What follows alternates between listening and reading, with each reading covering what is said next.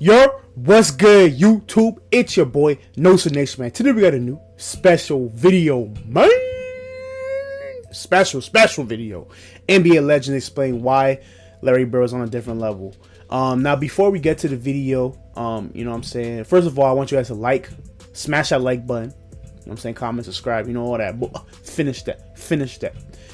But, yeah, the last week, bro, like, I gotta tell you guys this, man, because last week I was sick, bro. Like, I had a cold. That's why, like, you guys didn't get no video last week, because I was sick. Like, I had no type of, like, I had like a lot of phlegm. Like, I was out of it, bro. Like, I had like fever, headache, you name it, bro. Like, you know,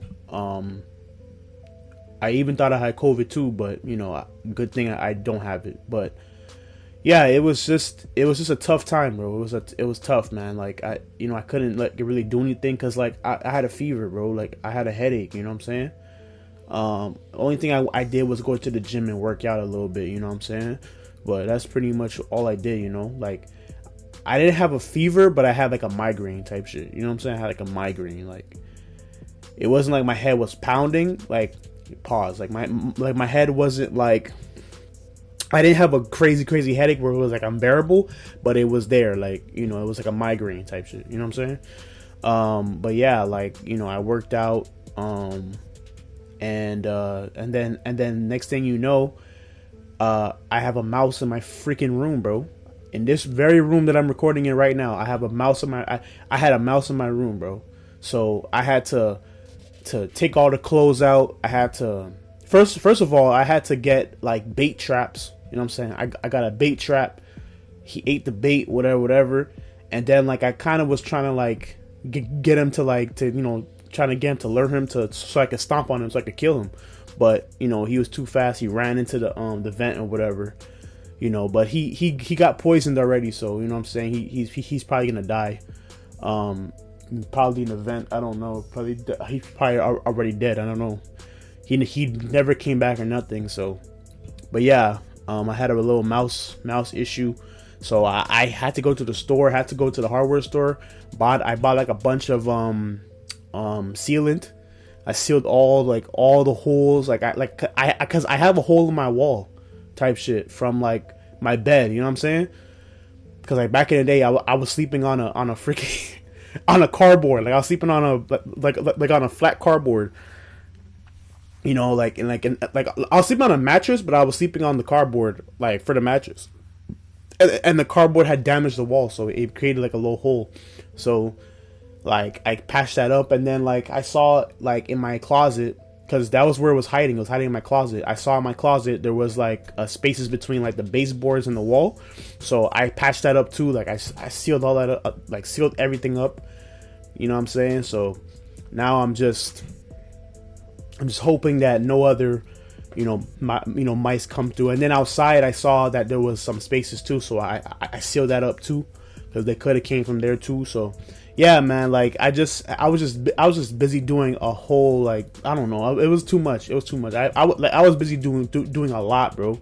You know, I couldn't even like focus. I couldn't record and focus, bro. Like, it even took a lot out of me today to even do this, because and honestly, I didn't really want to speak on it, but I had to speak on it because I hadn't posted like a video really. Like, I posted a video last week, but like, you know, I usually post like 3-4 videos a week, so it's like, you know, it's like damn, bro. Like, but that video that I posted, I recorded that like maybe like prior to all of this stuff, you know what I'm saying? So but yeah, anyways, we're on bigger and better things now. I can focus now, and you know, those stuff was just, you know, minor setbacks, and now I'm back, man. I'm here. We back recording, regular schedule, programming and everything. Let's get straight to the video, man. Sorry for the long intro, but I had to explain what was going on because it was crazy. It was crazy. I found a whole mouse in my room, bro. Like, a whole mouse in my room. That's why I posted like something crazy happened to me. Like, I'm gonna tell you on my next reaction. You know what I'm saying? So, but yeah, I had a whole mouse in my room, man. But it's gone now. Thank God. Thank God it's gone. You know what I'm saying? But yeah, and then after that, I was dealing with like, you know, the flu, you know, like, you know, me being sick or whatever. You know what I'm saying? It was tough. It was tough. But it's all good. It's all good, man. We're here.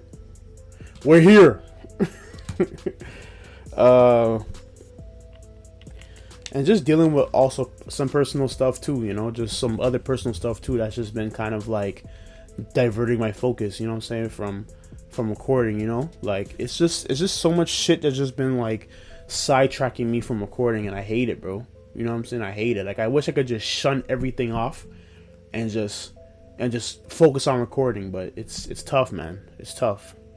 You know? Like it's tough when stuff happens in life.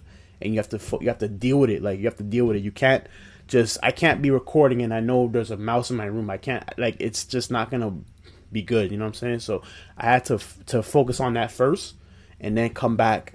You know what I'm saying? Come back to recording, and then get better at myself. You know what I'm saying? My health. You know, health comes first. You know. So yeah.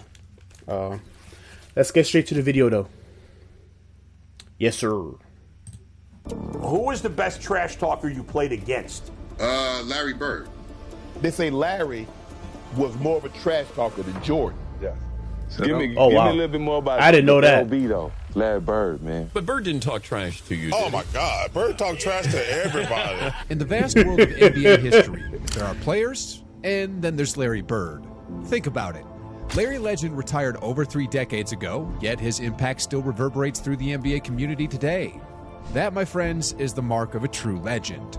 So stick around as we uncover what set Bird apart from the rest, straight from the mouths of NBA. Hey, yo, he had moves. Who witnessed his greatness Look at that. firsthand. First up, John Sally. That highlight's crazy, bro. Sally recently shared his insights on the brilliance of Larry Bird during his time in the league.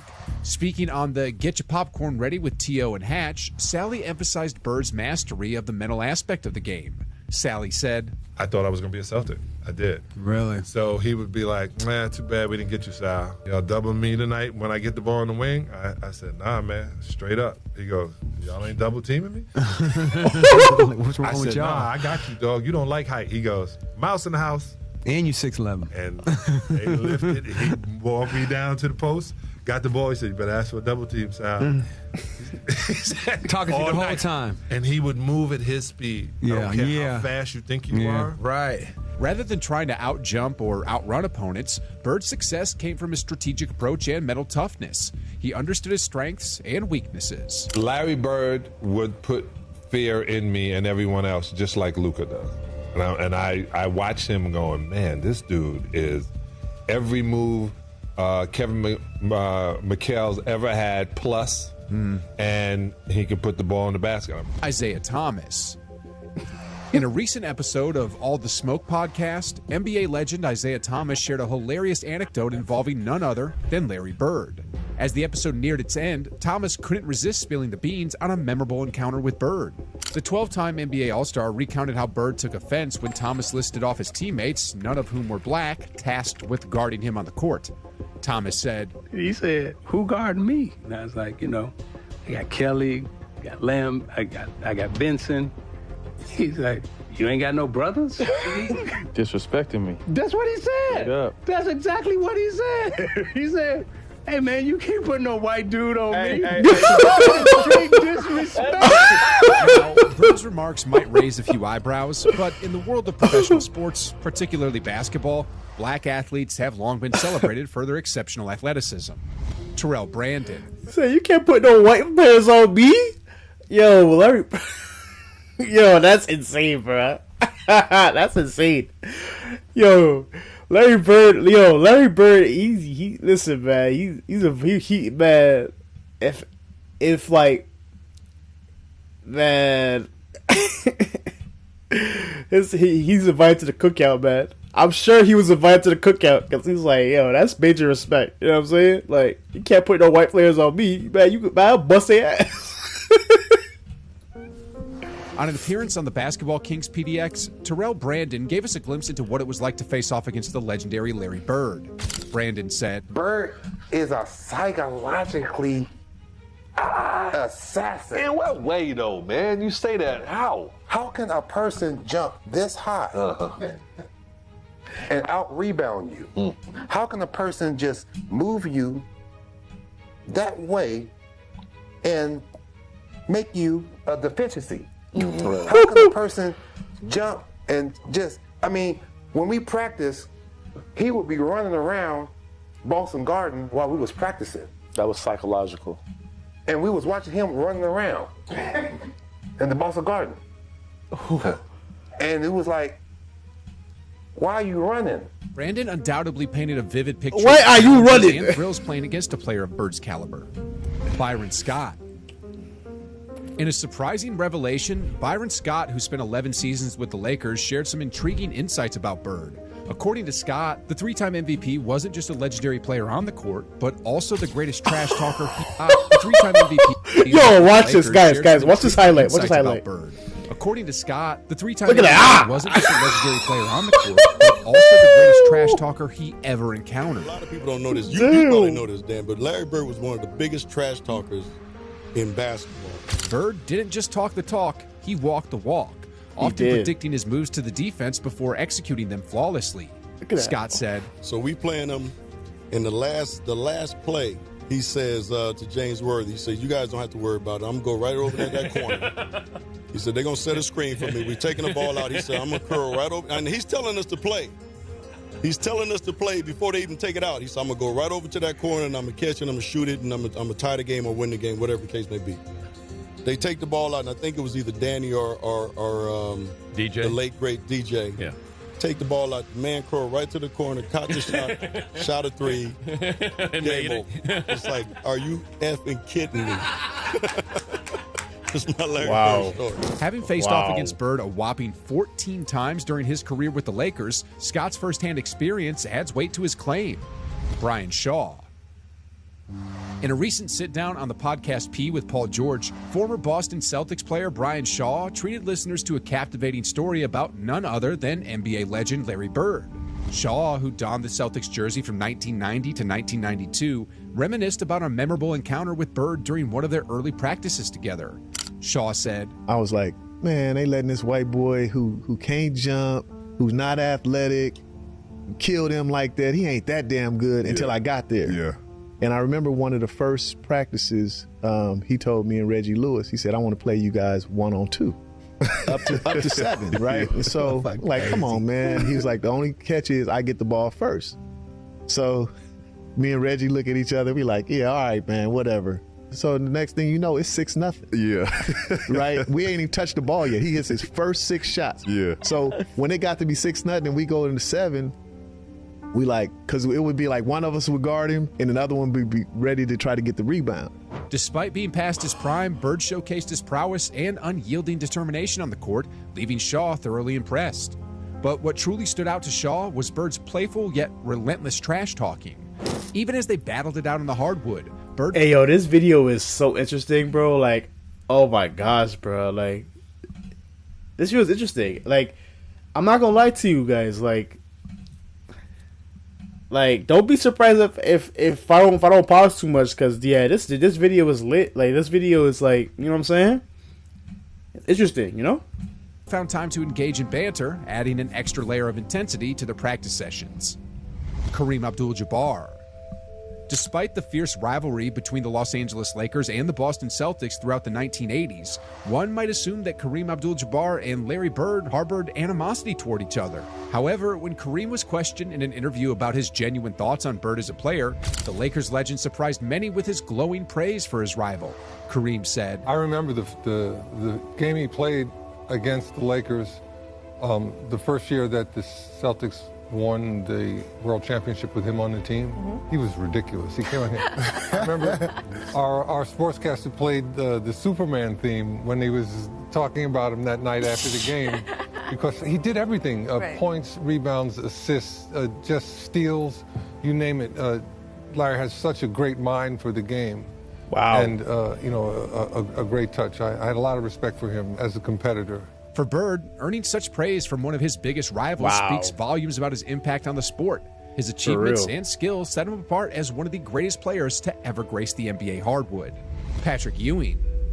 Wow. Patrick Ewing, the former New York Knicks legend, shared a revealing anecdote about Larry Bird's legendary trash-talking prowess during an interview on The Dan Patrick Show.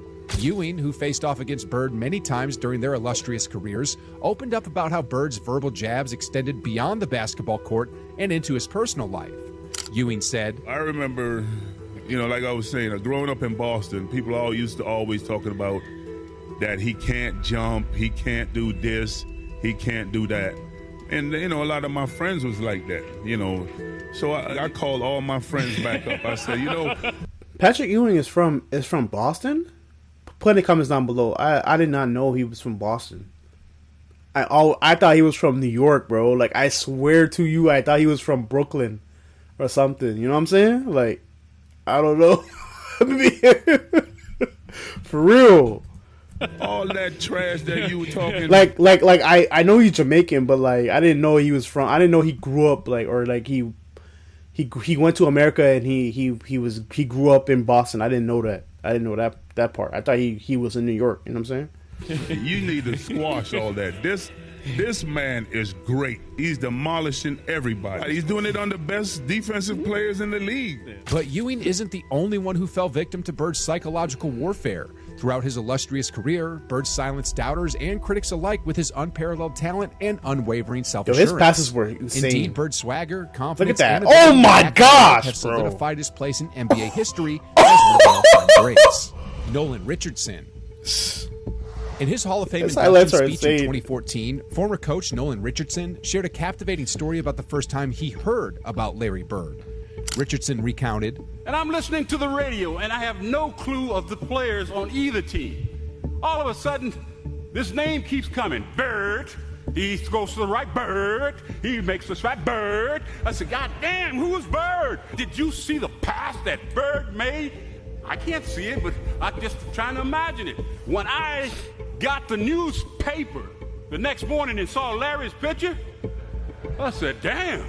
Richardson's story offers a glimpse into the widespread recognition of Bird's talent and impact on the game during the 80s. Bird's rise to superstardom captured the attention his passing of basketball is insane, fans bro. and enthusiasts across the nation, with stories like Richardson's serving as testaments to Bird's legendary status. Kobe Bryant's insatiable thirst for basketball knowledge led him to question the greatness of Larry Bird, despite the Celtics legend's dominance during the 1980s. Bryant, renowned for his meticulous approach to the game, couldn't reconcile Bird's seemingly unassuming athleticism with his legendary status on the court. During his early years with the Lakers, Bryant seized the opportunity to glean insights from his veteran teammates about Bird's game. He probed for answers, eager to understand what made Bird so special and how he managed to excel despite not fitting the mold of a traditional athletic player. In an interview, Bryant candidly shared his perception of Bird, expressing disbelief at the difficulty of defending him. Kobe said, "That competitive nature, the work ethic, and curiosity, because I asked a lot of questions. All the Laker greats, I would always sit down and just ask them questions about certain games that I studied growing up. What actually happened there? What did you feel there? Why? Bird tough to defend. Why? Because you look slow to me. So it's like I'm missing something. So like, tell me what I'm missing. You know what I mean? And so I would always ask questions and try to learn as much as I could." Bird's own admission of his lack of athleticism didn't fully satisfy Bryant's curiosity, but it shed light on Bird's unparalleled basketball IQ and strategic prowess. Look at that. Bird's intelligence, anticipation, and his passing was off the chain. Set him apart in an era where athleticism often took precedence. His ability to outthink and outmaneuver opponents earned him a place among the basketball elite, leaving a lasting impression on players like Bryant, who sought to unravel the secrets of Bird's success. Karl Malone. Wow.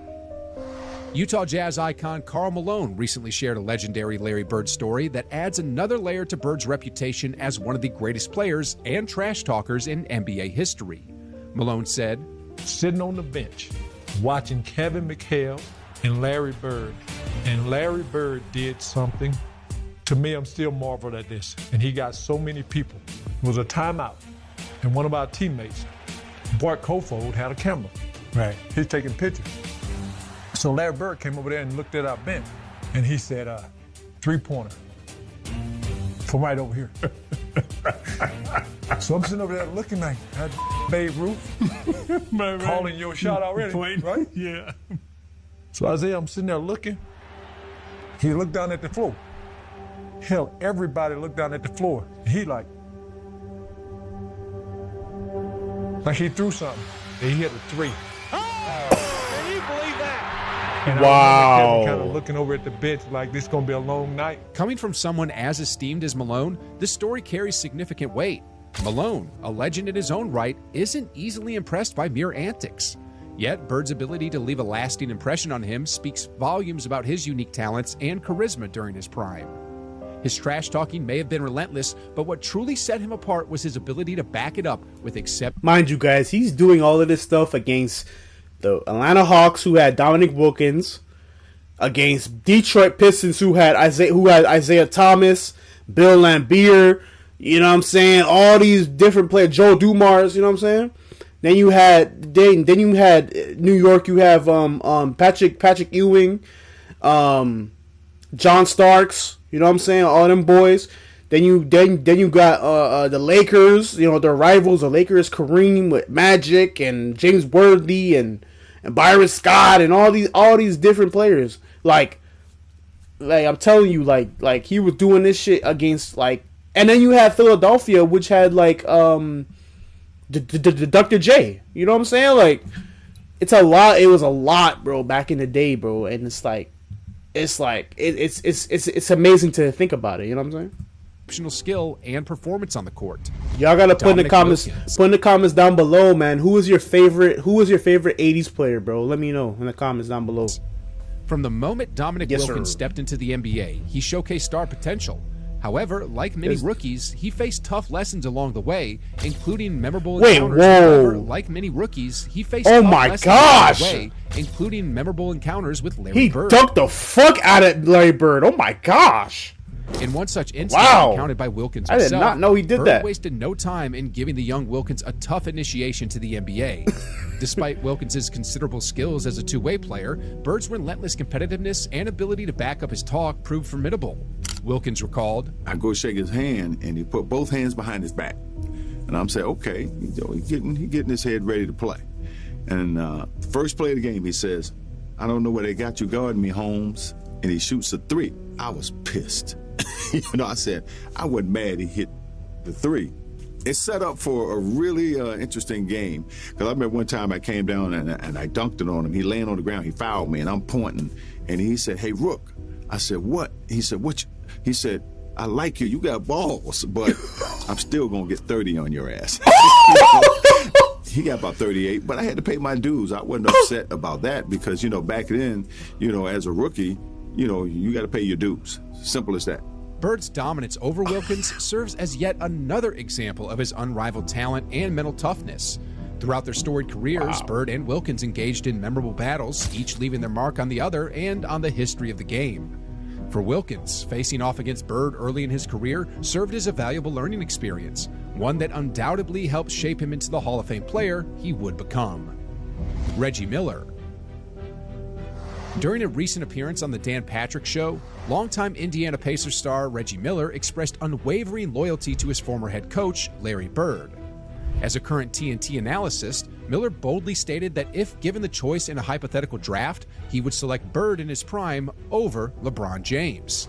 Larry Bird at his best, LeBron James at his best. Okay, Or now LeBron. what rules are we playing to? We're playing today's rules. I gotta go with Larry Joe. In today's rules, you can't touch him. Yeah. While acknowledging that Bird may not possess the same physical presence as James, Miller emphasized Bird's unparalleled ability to impact the game in diverse ways. Bird and James approached the game from different angles, but both have achieved remarkable success through their unique styles of play. LeBron! Miller's endorsement of Bird over James in a hypothetical draft. Y'all already know LeBron's my favorite fucking player, bro. Y'all already know that shit, bro. You know what I'm saying? I got the shirt on and everything, bro. The fuck? Serves as a testament to You Bird's already enduring know. legacy You and already know, influence on man. the game. Now, before you go, be sure to check out this next video, what NBA legends and players think of Larry Bird, for even more captivating insights into the basketball legend. I will check it out if you guys put in the comments down below and get this video to 40 likes. With that being said, man, thank you guys for watching. This video was lit. Very insightful video. If you guys want to see more, like I said, 40 likes. With that being said, thank you guys for watching. I'm going to see you guys in the next video, and I'm out, man.